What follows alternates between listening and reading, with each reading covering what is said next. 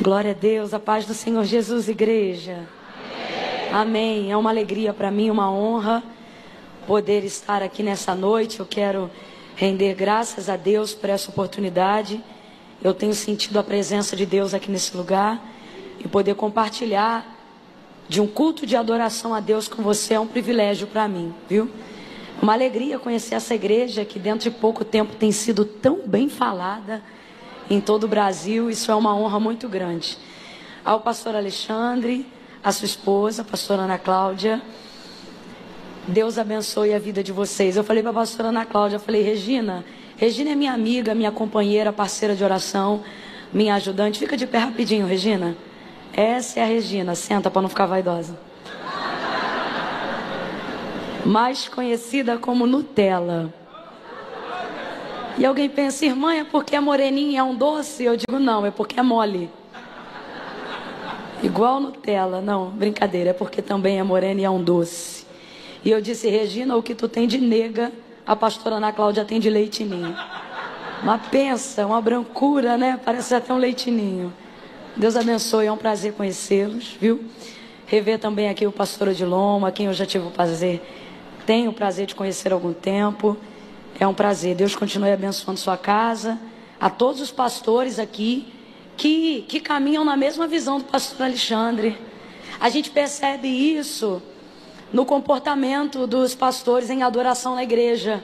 É o tipo de coisa que não dá para fingir que não viu, né? Deus abençoe, é uma alegria poder dividir a tribuna com vocês. E o pastor Alexandre, né, gente? Rapaz, eu nunca vi um branquelo com tanta ginga, meu irmão. Que parada é essa?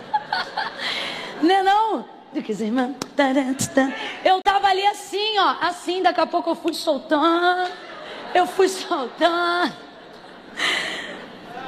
Deus abençoe, pastor.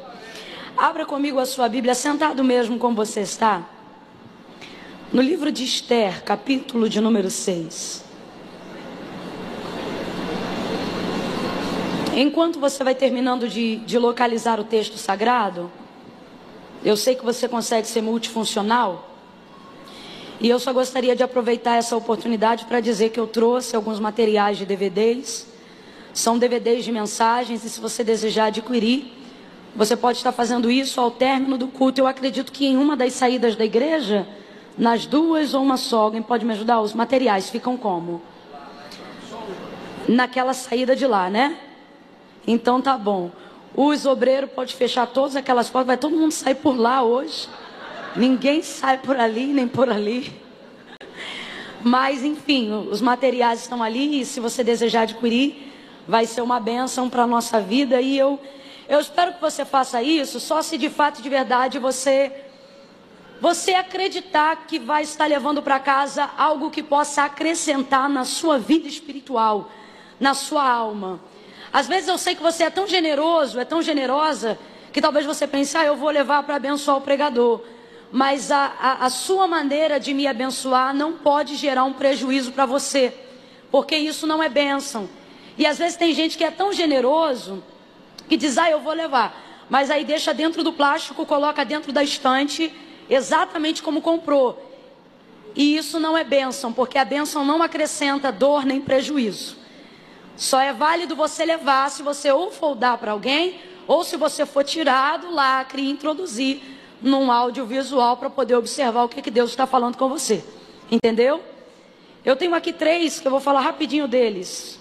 Tem muitos outros lá, mas eu trouxe esses 3 aqui para poder falar de maneira especial, porque se você só puder levar um para casa, meu desejo é que você leve um, que seja de acordo com a sua necessidade, tá ok? Tem um aqui que o tema dele é assim: para quem não pode esperar. Para quem não pode esperar. É engraçado porque o tema já está bem declarado aqui, né? Vamos fazer aquele negócio. Eu tive vontade de fazer igual a televisão. A gente fala para um lado e mostra o DVD para o outro. Para quem não... Cadê? Tá funcionando? Não tá. Vocês estão ligados? Vocês não estão ligados. Olha lá, ó. Para quem... Ih, estão desligados. Vou fazer no Raul Gil, então. Falando sério agora. Para quem não pode esperar. É uma mensagem para quem... olha lá, ficou nervoso. Aí ele agora arrebentou a boca do balão. Obrigada. Para quem não pode esperar, é uma mensagem para quem não pode esperar. Às vezes o pessoal vai lá na banca e diz: irmã, esse aqui é para quem? Aqui a gente fala sobre Mateus capítulo 15. A mulher cananeia. A mulher cananeia, ela mudou a minha vida. A história da vida dela mexeu com a história da minha vida.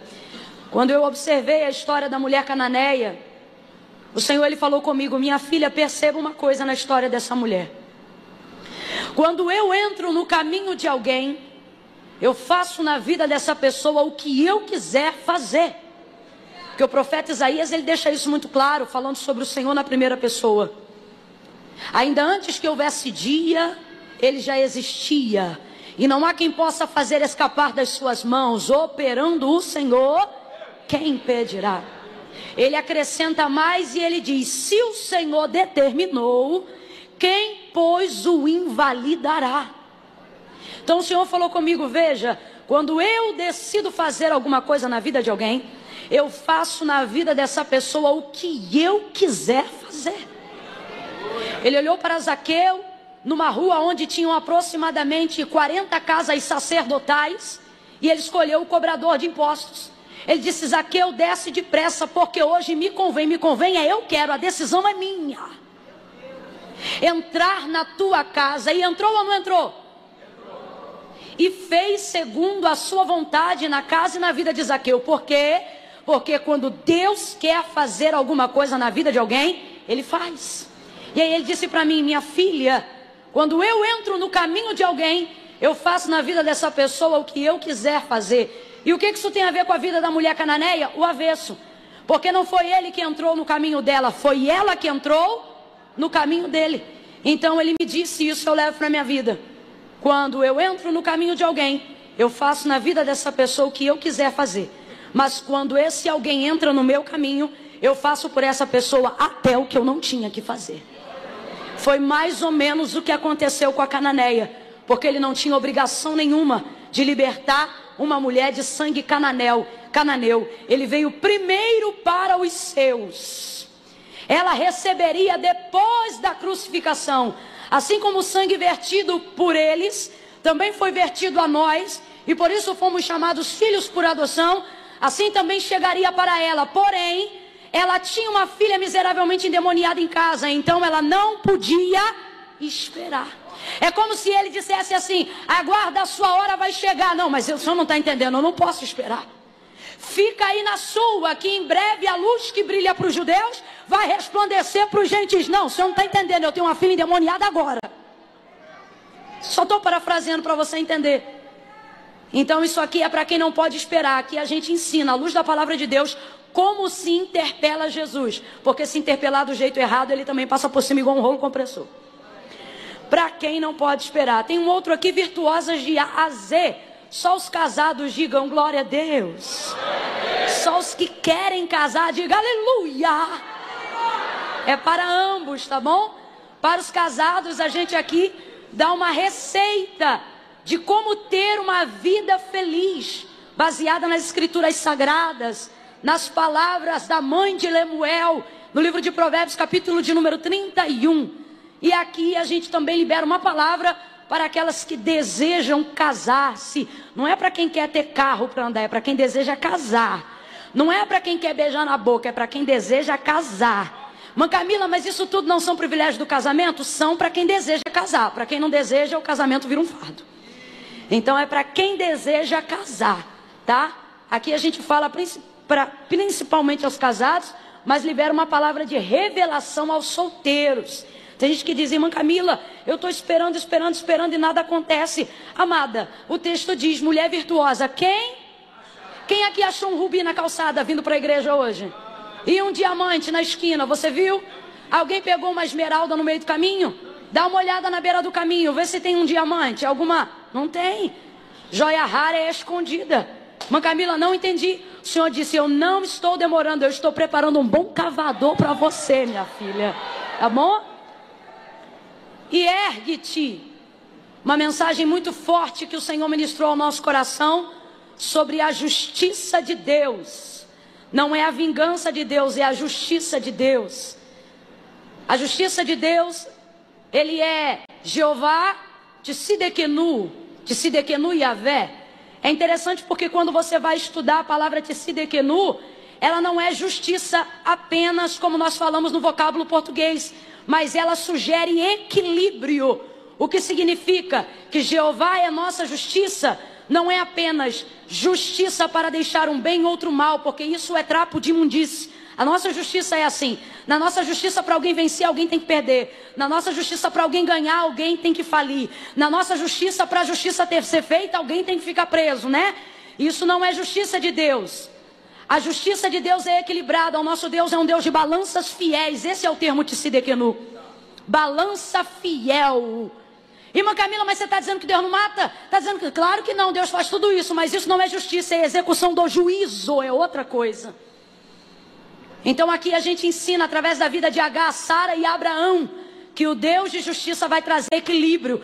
Para poder honrar Agar, ele não destruiu Sara. Para fazer honrar Sara, ele não aniquilou Agar. E não colocou Abraão no meio desse fogo cruzado. Ele foi um Deus que estabeleceu um tempo de equidade, de balanças fiéis para a vida de Agar, de Sara e de Abraão. Ergue-te é uma mensagem para quem está esperando uma mão, mas não virá. Ergue-te é uma mensagem para quem está esperando uma ligação, mas ninguém vai dar. Ergue-te é uma mensagem para quem está esperando uma visita, mas não há quem se prontifique. Ergue-te é uma mensagem para quem vai ter que aprender a levantar-se sozinho no meio do deserto. Tá bom? Esther, capítulo de número 6. Quem achou, diga amém. Gente, esse virtuoso eu queria dar para a primeira solteira corajosa que tivesse coragem de sair do lugar e vir aqui correndo pegar. Vem.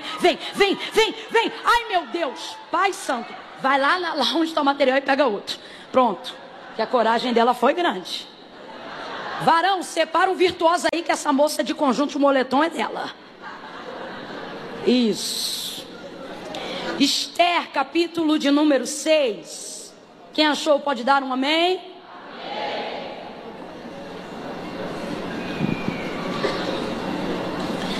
Há 2 dias atrás eu estive com uma grande amiga. Nós tivemos a ideia de pregar uma mensagem juntas. É uma coisa que de vez em quando o Senhor nos dá uma estratégia para fazer. A gente escolhe um texto, estuda o texto junto e simultaneamente a gente prega junto. E há 2 dias atrás o Senhor confiou essa palavra ao meu coração e ao coração dessa amiga, a missionária Gabriela Lopes. E hoje, vindo para cá, o Espírito de Deus trouxe ao meu coração uma vez mais essa palavra. E Ele disse que era para esse tempo. Oh, aleluia. Esther, capítulo de número 6. Nós vamos ler apenas do verso 1 ao 4. Quem achou, diga amém. Amém. Naquela noite, o rei não pôde dormir, de sorte que mandou trazer o livro das crônicas, os registros do seu reino, os quais se leram diante dele. Achou-se escrito então que Mordecai, ou Mardoqueu, tinha denunciado a Bigtã e a Teres, os 2 oficiais do rei, guardas da porta, que tinham conspirado para assassinar o rei Assuero. E perguntou ao rei: que honra e reconhecimento se deu por isto a Mardoqueu? E os moços do rei disseram, seus servos: coisa nenhuma se lhe fez. E disse o rei: quem está no pátio? Ora, Amã tinha acabado de entrar no pátio exterior do palácio do rei para dizer ao rei que se enforcasse a Mardoqueu na forca que lhe tinha preparado. Disse o rei: quem está no pátio? Ora, Amã tinha acabado de entrar no pátio exterior do palácio do rei para dizer que se enforcasse a Mardoqueu na forca que lhe tinha preparado. Somente até aqui você pode dar um glória a Deus? Glória a Deus, glória a Deus, aleluia.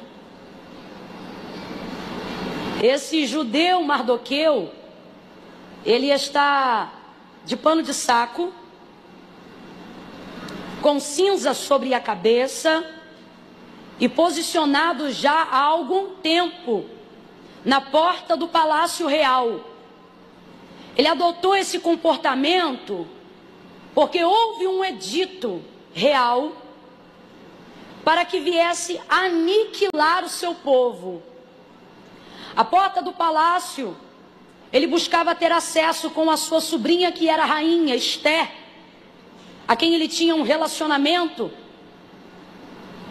que o parentesco era de tio e sobrinha, mas o relacionamento de afeto era como se fosse de um pai e de uma filha.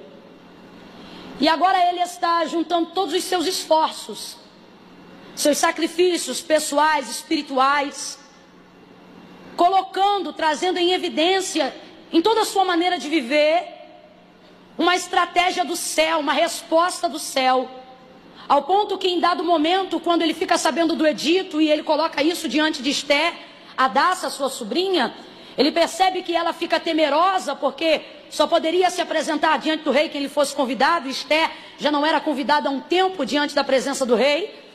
Temerosa, ela meio que não vai dar uma resposta de pronto e de imediato acerca de uma intervenção para a libertação, livramento do seu povo, dos judeus.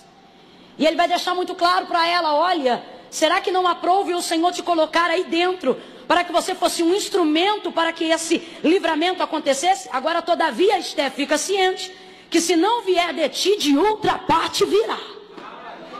Mas o Senhor dará esse livramento. Que homem crente, que homem de fé, que homem honrado. Este homem agora se curva diante de Deus.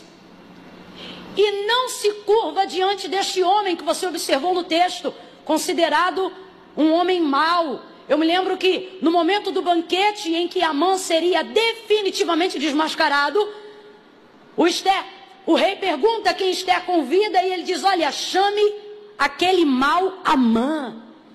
Amã tem a figura da malignidade dentro de todo o contexto histórico do livro de Esther. É ela mesma que coloca isso, e a gente observa isso pela maneira com que ele agia. Um homem que fazia uso da autoridade para desmerecer as outras pessoas. Um homem que era abusivo. Isso na verdade não é autoridade, é autoritarismo. E ocorria que todas as vezes que este Amã, que era um grão-vice, que era o segundo abaixo do rei, passava, as pessoas se curvavam. Mas o texto vai nos informar, a história vai nos contar, que Mardoqueu não se curvava diante de Amã.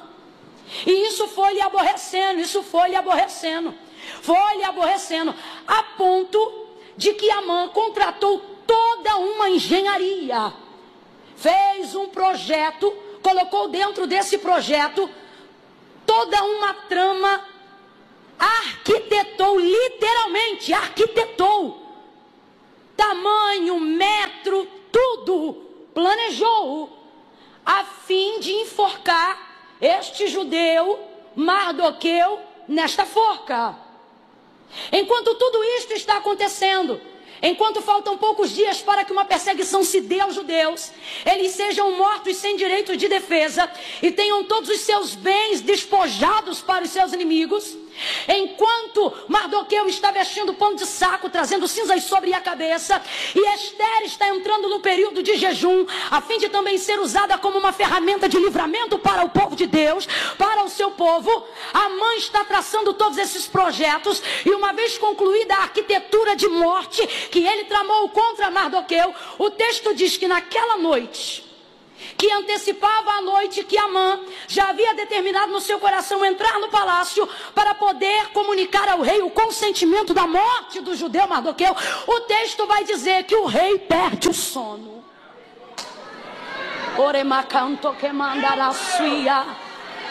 O rei perde o sono e ele diz: traga-me o livro das crônicas. Para ficar bem simples, para todo mundo entender, abra a sua boca e diga: o livro dos registros.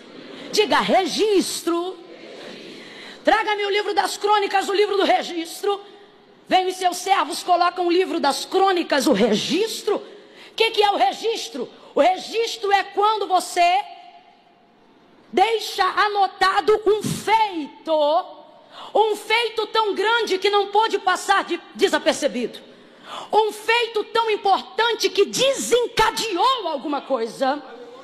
Um feito tão importante que precisa ser colocado em linhas.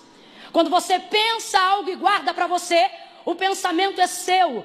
Quando você registra algo, você está fazendo questão que alguém tenha conhecimento sobre aquilo.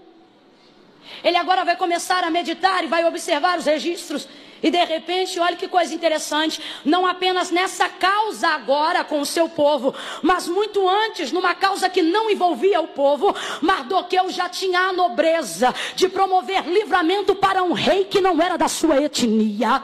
E o texto vai dizer que ele, ao observar aquele livro, percebeu que Mardoqueu havia denunciado e automaticamente desbaratado um estratagema de alguns guardas para poder assassinar o rei Assuero.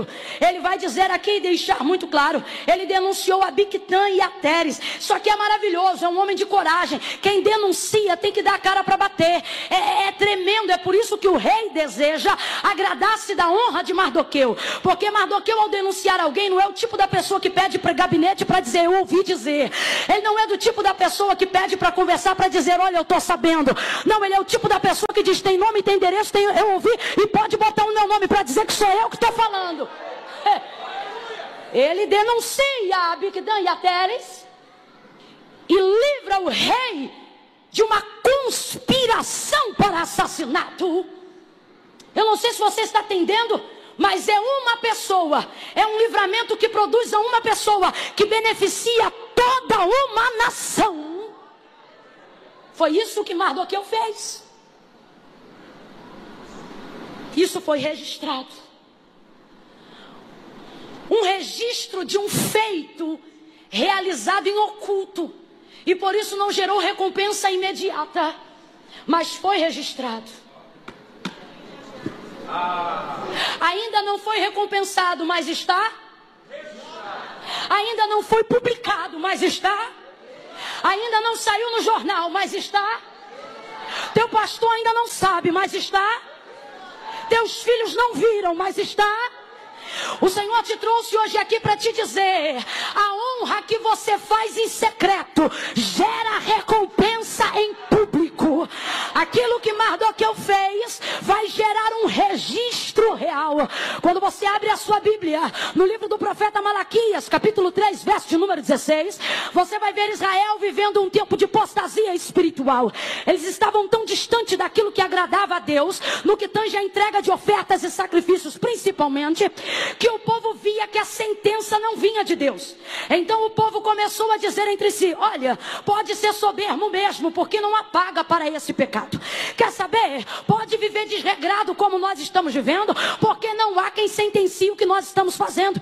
Deus vai usar a boca do profeta Malaquias para denunciar esse comportamento de Israel. Contudo, todavia, o versículo 16 vai dizer, mas diga aí, Malaquias, que todos aqueles que temem ao meu nome e todos aqueles que falam em meu nome, há um registro e um livro de memorial diante de mim, aonde está anotado o nome de cada um. O que Deus está dizendo é, para quem quer pecar, que peque. Para quem quer ver o circo pegar fogo, deixa pegar. Para quem está achando que não tem consequência, que continue fazendo. Diga apenas para os meus servos que eu tenho visto todas as vezes que eles mencionam o meu nome com temor. Isto está registrado, Malaquias. Pega na mão de pelo menos 2 pessoas aí, vai. Não segura de qualquer jeito, não. Segura com graça, meu irmão. Aperta a mão dessa pessoa e diga para ela, há um registro. Há um registro. Há um registro. Eu não vi. Teu marido ainda não viu. Mas Deus te trouxe aqui para dizer, está anotado nos meus registros reais os teus feitos. Oremanda sobre ela. Há um registro, mulher. Há um registro, homem.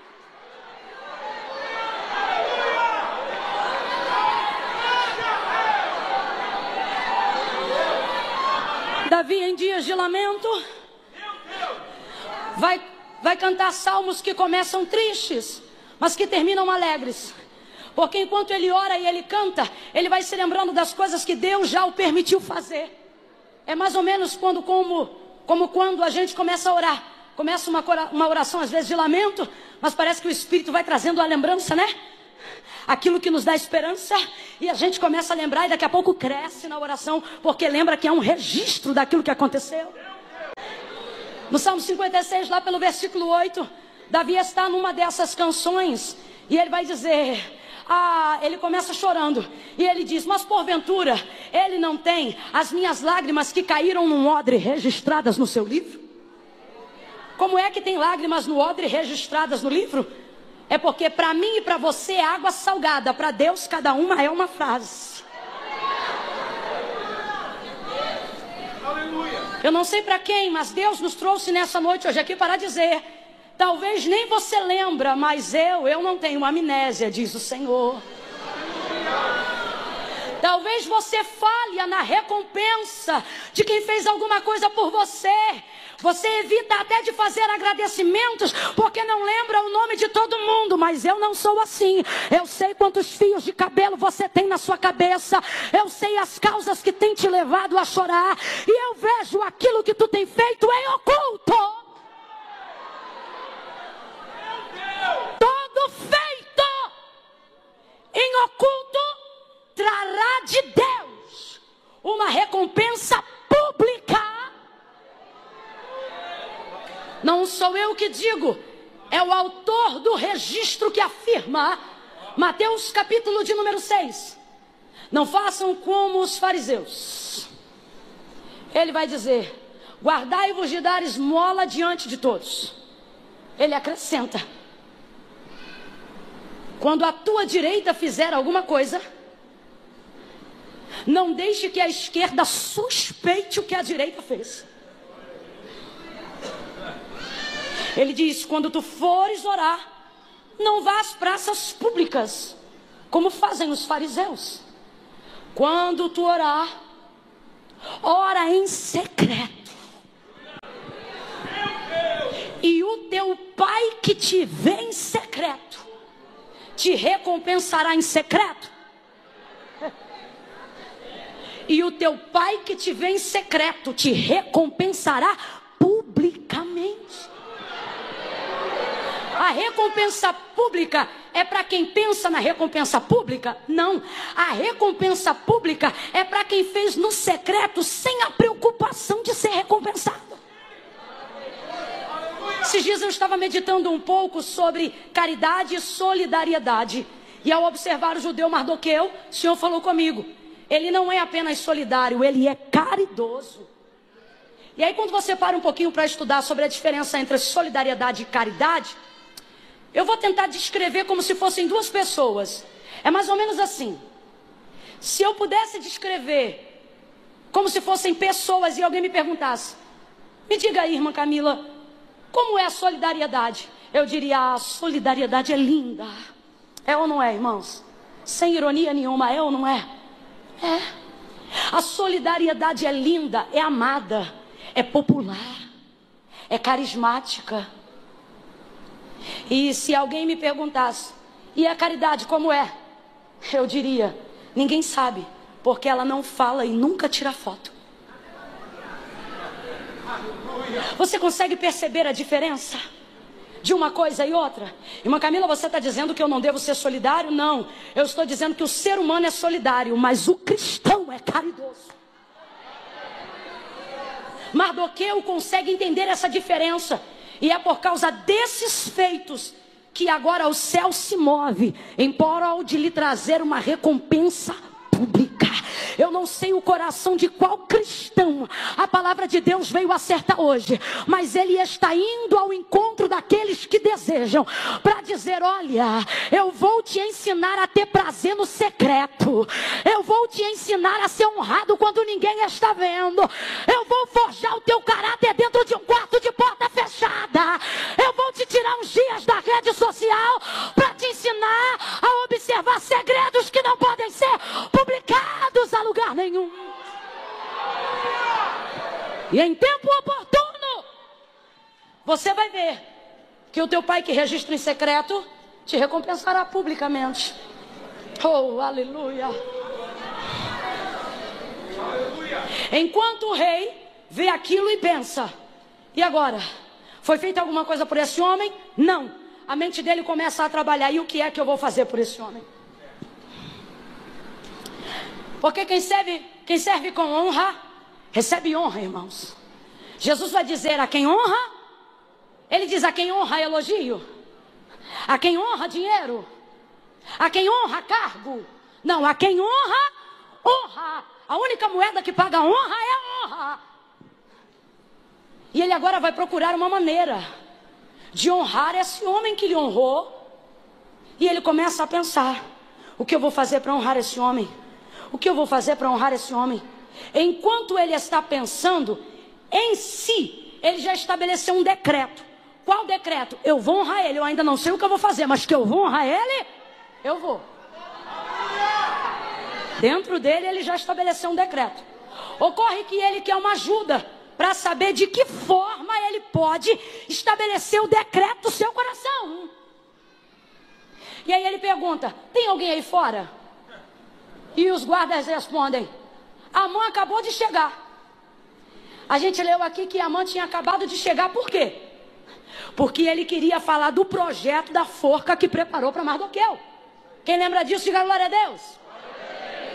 Só que enquanto ele vem para trazer um projeto, o rei já estabeleceu um decreto.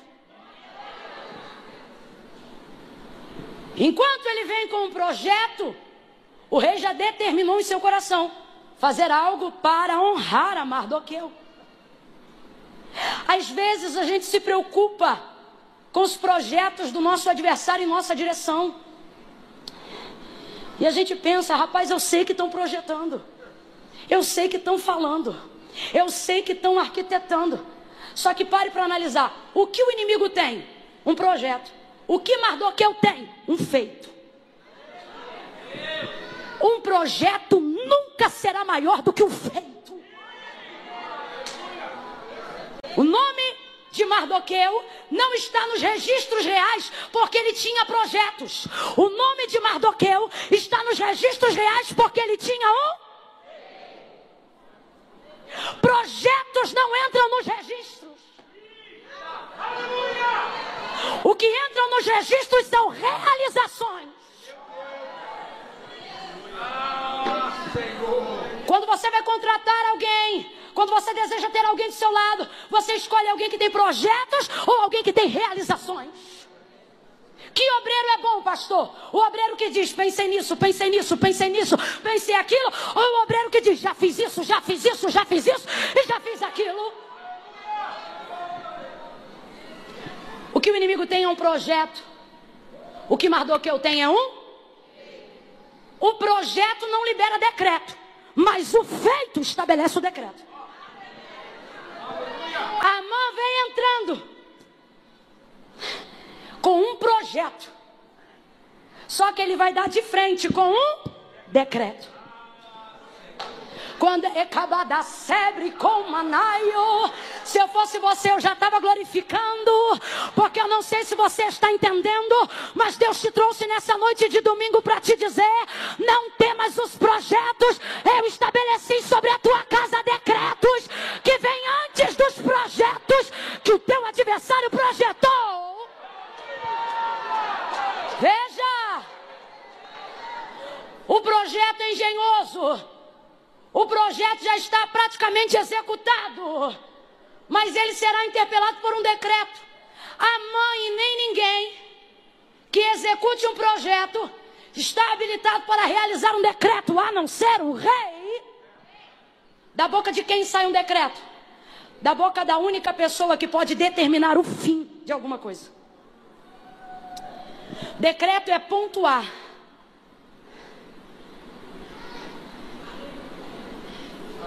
Quem determina o fim de uma novela nunca é o protagonista. Menos ainda o coadjuvante. Por mais que sejam participantes de tudo que está acontecendo. Só pode determinar o fim quem tem o controle do começo. A quem pertencem os decretos? A pessoas que têm autoridade para determinar como vai ser o... E que homem na terra pode determinar o fim? Só tem um. João até se espanta, porque ele está muito diferente de quando o viu caminhar sobre a terra. Ele cai no capítulo 1 do verso 8 de Apocalipse. Caindo como morto, ele pensa, quem é esse? Mas ele diz, João, sou eu. Ele não diz nome. Por quê? Porque João conhece, só não está lembrando, porque está muito diferente. Aleluia! É como se o coração de João perguntasse na revelação do Apocalipse, eu quem? Ele diz, aquele que tem a chave de Davi. Não sei se você entende, mas a chave de Davi é a porta do começo, da linhagem real, de onde tudo veio. Mas ele não diz apenas no capítulo 1 do Apocalipse. João vai mencionar o seu encontro com ele em outras ocasiões. E ele vai dizer, quem sou eu? Eu sou o Alfa, o começo. E é quem? E o fim. O ômega, você está entendendo? Tem pessoas que entraram hoje aqui atemorizadas com os projetos, mas Deus te trouxe aqui para lançar fora todo medo, porque Ele está dizendo, os projetos do teu adversário não são maiores do que os decretos que eu estabeleci para a tua vida quando vi os teus feitos.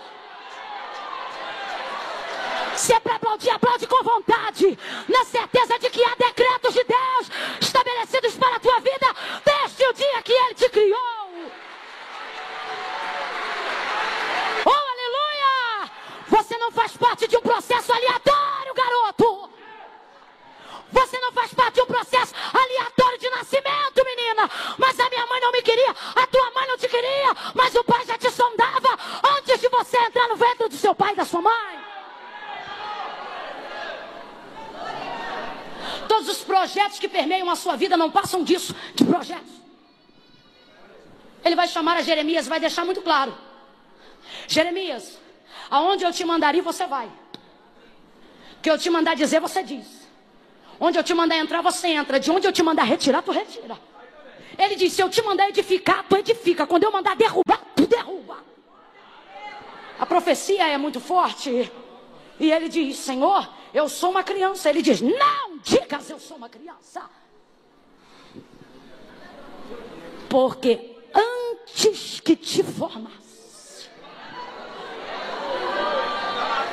Quando a mãe entra, ele vem com projetos, com questões circunstanciais. Quando ele encontra o rei não tem questões circunstanciais. O rei tem feitos substanciais.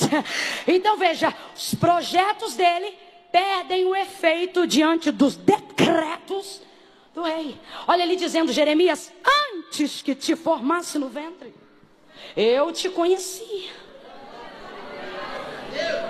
E as nações te dei. Jeremias, se você não for até as nações virão até você, porque eu já uni vocês. Tem gente aqui que está perturbado da mente, pensando, mas fizeram isso, a circunstância é assim, o jeito é assado e desse jeito não vai dar. O Senhor está dizendo questões circunstanciais. Eu me lembro quando o Senhor chamou a Moisés no meio da sarça e disse, Moisés, vai, porque tu serás o libertador do meu povo. Ele disse, Senhor, eu não sei falar. E a ira do Senhor se acendeu contra Moisés, diz o texto. Por quê? Porque Deus fica, eu vou usar um termo só para a gente entender, indignado de ver a gente apresentando questões circunstanciais diante de palavras substanciais. A palavra é, eu te chamei. Ele diz, olha, mas eu não sei falar. Aí a ira do Senhor se acende contra Moisés e diz, quem fez a boca do que fala, Moisés? Não fui eu, Senhor. Quem fez a boca do mundo, Moisés? Eu não sei se você está entendendo, mas o que Deus está dizendo é, Moisés, eu não estou te chamando porque você fala, porque se você fosse mudo, isso também não seria empecilho para eu te usar. É você, meu filho.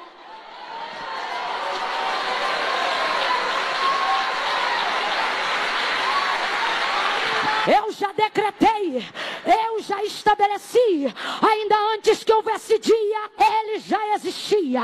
E não há quem possa fazer escapar das minhas mãos, mas eu estou devendo. E não há quem possa fazer escapar das minhas mãos, mas estão me perseguindo. E não há quem possa fazer escapar das minhas mãos, mas o meu marido não é crente. E não há quem possa fazer escapar das minhas mãos.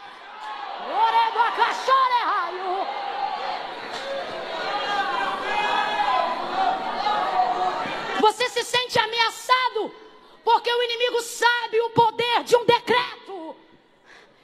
Por isso que ele lança contra você projetos com cara de decretos. Então ele vem com um nível de ameaça como se aquilo estivesse decretado. Eu vou matar, eu vou destruir, eu vou acabar, eu vou eliminar.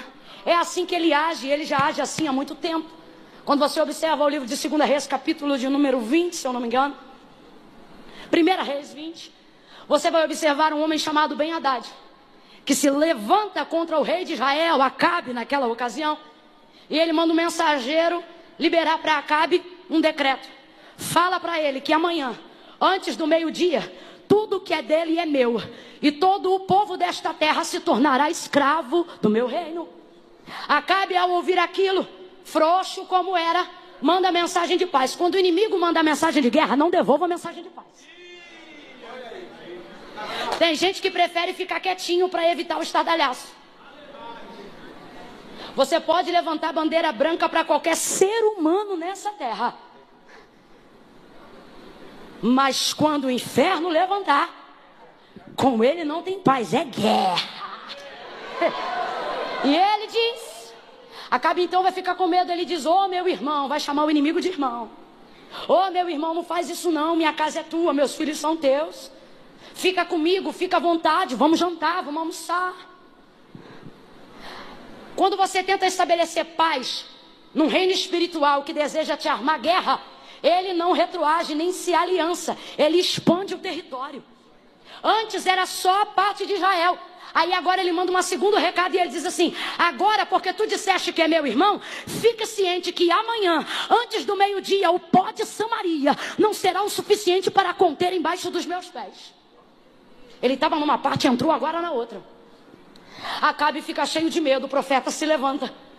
O profeta que o Senhor envia diz para ele, pode ir contra eles. E aí ele pergunta, mas quem ataca, eu ou eles? Aí o profeta diz, quem ataca é a gente. Ué, mas quem começou foi ele, exatamente. Ah, quem pode entender?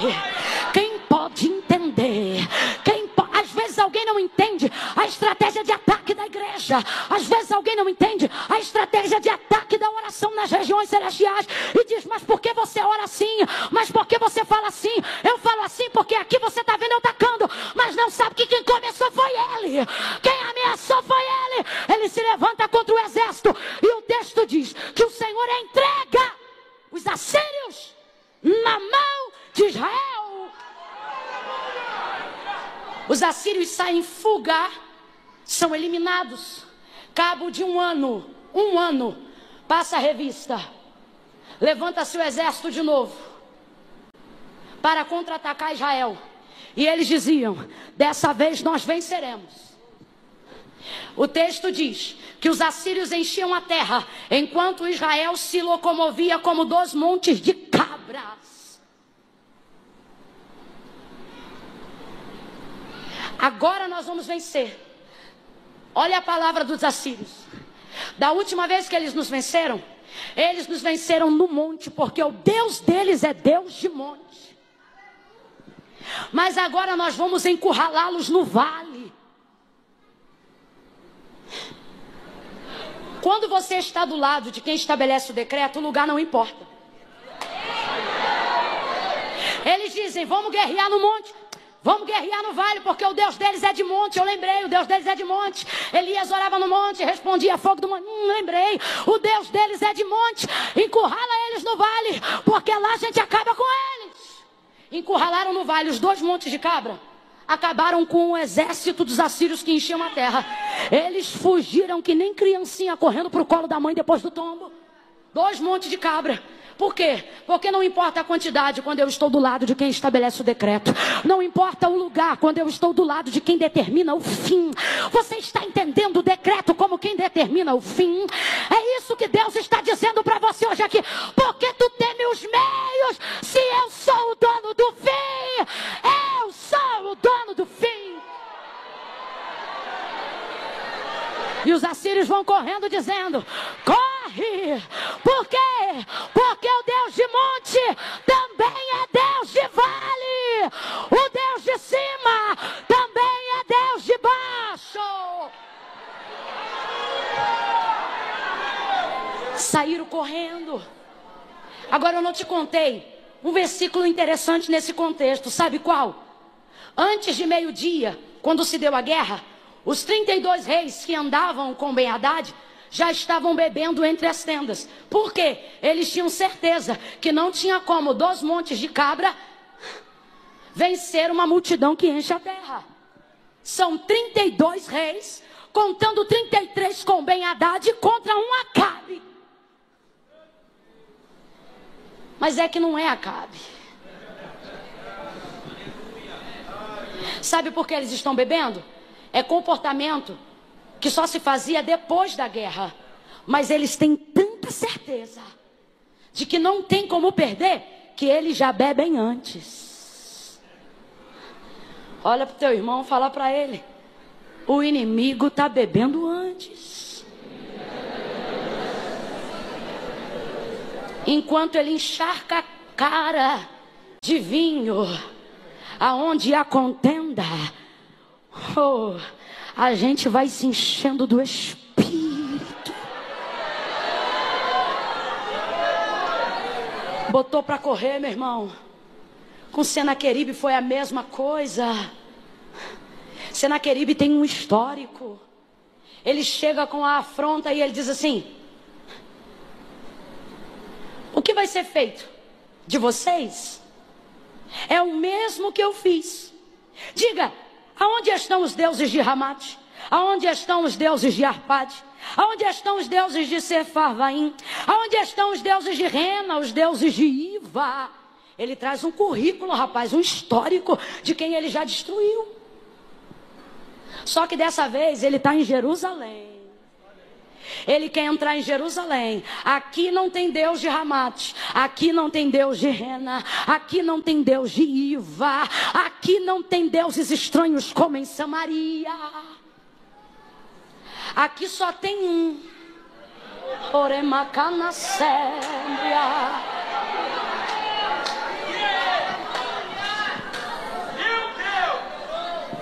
O que o Senhor fez? Como um anzol, lhe pôs um freio e lhe puxou de ré pelo caminho que veio. Deus nos trouxe hoje aqui para lembrar que o Deus que você serve é o Deus do início, do meio e do fim. Juízes capítulo 6, Gideão conhecido como Jerubbaal. Jerubbaal, destruidor de altares de Baal. Quando o Senhor lhe apareceu no terreno de seu pai, ele acabou com o altar de Baal. No outro dia, os anciãos e os demais adoradores de Baal da cidade se levantaram para dar cabo da vida de Gideão, que por eles ficou conhecido como Jerubbaal. Joás, que também era adorador de Baal, quis poupar a vida de seu filho, se colocou à frente de Gideão e usou as seguintes palavras: agora vocês vão contender por Baal? Agora são vocês que vão pelejar a peleja de Baal? E aí eu fico impressionada, porque para proteger o filho, ele diz para eles: pois se Baal é Deus, que se defenda. Aí eu te pergunto, Baal se defendeu de Gideão? Baal se defendeu da marreta? Baal se defendeu de alguma coisa? Não, porque o Senhor já havia dito para Israel: não cai na deles, porque eles têm boca, mas não falam, ouvidos, mas não ouvem, pés, mas não caminham, mãos, mas não apalpam. Antes precisam ser carregados por aqueles que foram criados. E o nosso Deus nos trouxe aqui para lembrar da sua grandeza.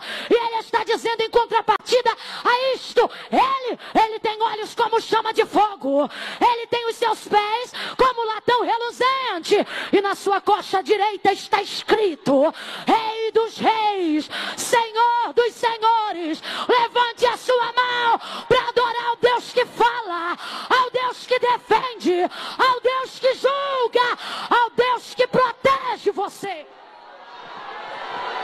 E que nessa noite está desfazendo projetos pelo poder dos seus decretos. Oh, aleluia!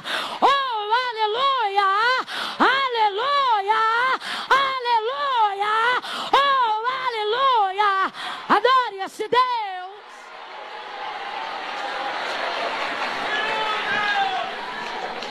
Meu Deus! Aleluia!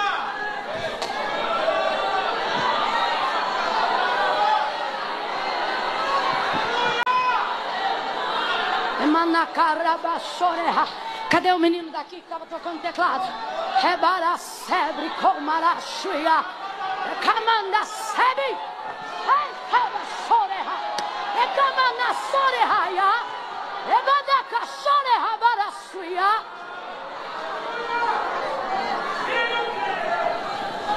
Os decretos, isso aqui é aspas, tá? Aqui, ó. Os decretos que o teu adversário arquiteta contra você não passam de projetos.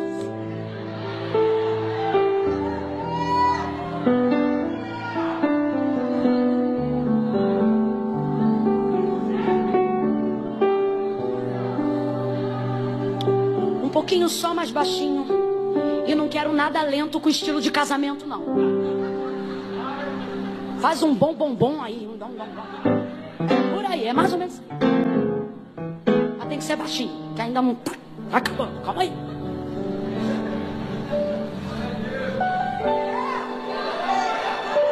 Veja como todos os projetos de Amã contra Mardoqueu foram frustrados, porque decretos suplantam projetos. Ele pergunta para Amã: Amã, o que o rei faria a alguém cuja honra lhe agrada? Ele pensa: certamente sou eu. Faz o seguinte: coloca a sua coroa nele, veste com as vestes reais, faça ele montar no seu cavalo real e coloque para puxar a rédea do cavalo um dos príncipes maiorais. Eu vou deixar esse parêntese para outro dia, quando o príncipe puxa o cavalo. Mas essa foi a ideia de Amã, porque ele pensou: a quem mais o rei honraria além? Esse é o problema dos Amã, eles acham que só tem eles. Faz tudo isso então a Mardoqueu, vai lá e cuide que nada do que tu disse caia por terra, porque assim se fará o homem cuja honra o rei se agrada. Coloca Mordecai no cavalo, coroa, veste real, e Amã segura a rédea do cavalo. O maior príncipe do reinado de Assuero. Vai ele puxando o cavalo, e sabe qual é o problema? Ele tinha que anunciar periodicamente o respaldo da honra. Ele segurava a rédea do cavalo, dava mais ou menos uns 10 passos, parava e dizia: assim se faz ao homem cuja honra o rei se agrada.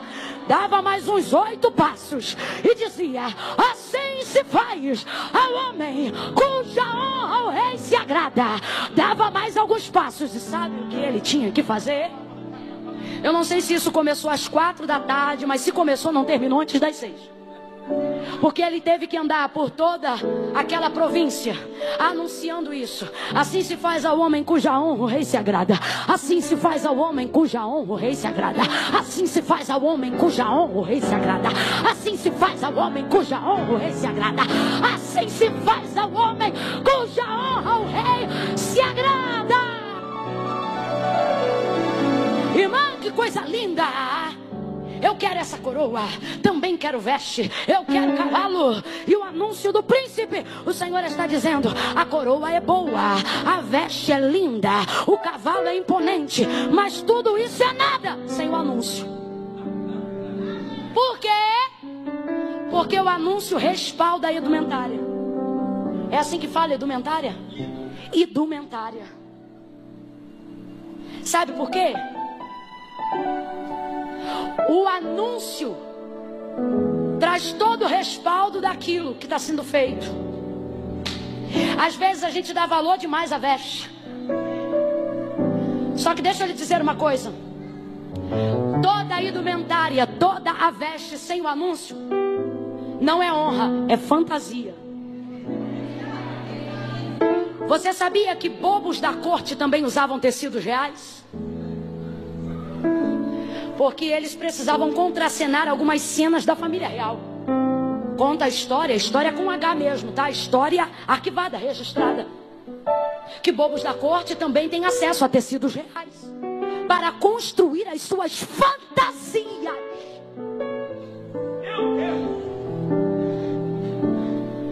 cara de brisa não combina com crente no culto. Eu vou falar bem rasgado que é para todo mundo entender.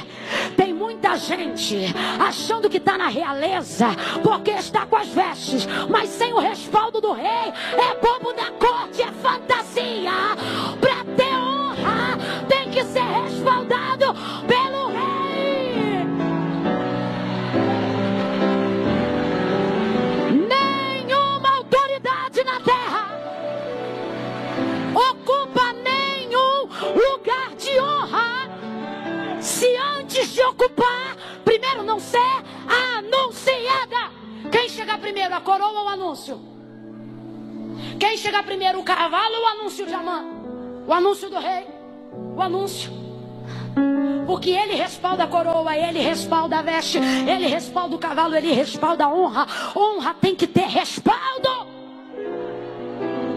Nenhuma autoridade na terra ocupa lugar de honra sem ser anunciado. Até eu que não sou nada, não cheguei aqui e disse, olha, hoje quem vai pregar sou eu. Não. Hoje está conosco a irmã Camila, vem. Você já viu o presidente fazer um anúncio sem ser primeiro anunciado por alguém? Quando a presidência da república vai falar, os jornais são obrigados a interromper o programa fazendo um anúncio para respaldar a honra da autoridade. Leva mal não, irmão, é desse jeito que eu estou falando. Tem muito bobo da corte fantasiado querendo dizer que é da realeza. Cadê o respaldo? Cadê a mensagem do rei? Eu não quero viver uma vida de vitória em Deus por fidelidade, porque aí é caráter de Deus, Ele é fiel. Eu não quero viver uma vida de vitória em Deus pautada apenas na sua misericórdia, porque aí é da parte de Deus. Coisa boa é viver do seu agrado, porque aí não é apenas fazer porque Ele quer, é porque Ele faz, é fazer porque Ele se agrada. Respaldo. Cadê o respaldo, irmão? Mardoqueu tem respaldo, e o Senhor nos trouxe hoje aqui para te dizer: a tua honra não vai caber especulações. Eu vou deixar claro que foi eu que dei, que foi eu que fiz, que foi eu que levantei. Chega de viver num mundo de fantasia. O bordão na mão de o bordão de Eliseu, o cajado de Eliseu na mão de Geazi é fantasia. Eliseu diz: Geazi, vai lá, pega o meu cajado e deita sobre o filho da sunamita. Ele deita sobre o menino, e aí, o que acontece? Porque tem cajado, mas não tem respaldo. Aí você vai dizer: irmã Camila, nada a ver. Pode ser que Deus não quisesse fazer. Não, é do jeito que eu estou te falando. Tem que ter respaldo. Sabe por quê? O mesmo Eliseu vai usar uma coisa que não era dele e até a partida de Elias. Elias sobe, a capa desce. Olha o contraste. O cajado na mão de Eliseu não faz nada, é fantasia. Perdão, o cajado de Eliseu na mão de Geazi não faz nada, é fantasia. Mas a capa de Elias na mão de Eliseu abre o Jordão. É Deus dizendo: quem tem respaldo? Quem tem respaldo? Quem tem respaldo?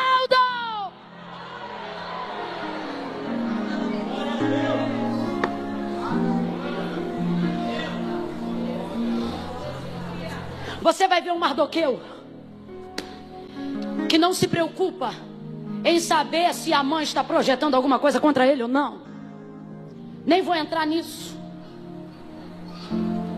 Mas tem muita gente aqui usando o seu tempo para tentar desfazer o que sabe que o inimigo está projetando. Hoje Deus está te fazendo um convite. Ele está dizendo: vem caminhar para as coisas do reino. Posso falar uma coisa?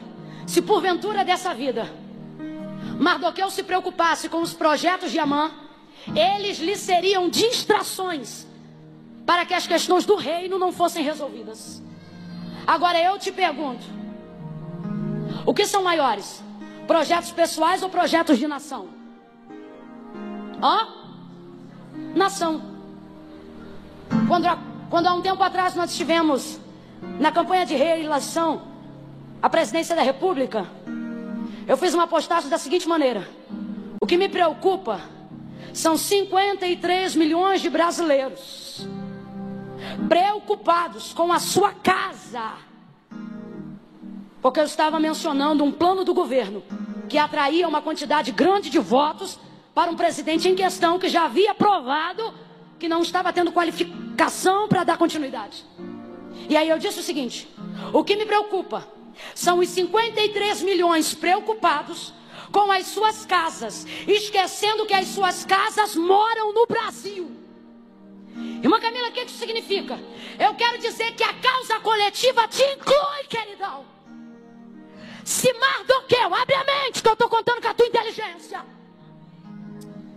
Se por alguma causa da vida Mardoqueu se distrai, como muitas vezes nós fazemos, em querer desfazer o que o inimigo tem feito, ele poderia defender a si próprio por um tempo, mas perderia todo o povo. E automaticamente perderia a si mesmo, porque ele também era judeu. Agora, quando ele luta pelo todo, ao salvar o todo, ele salva.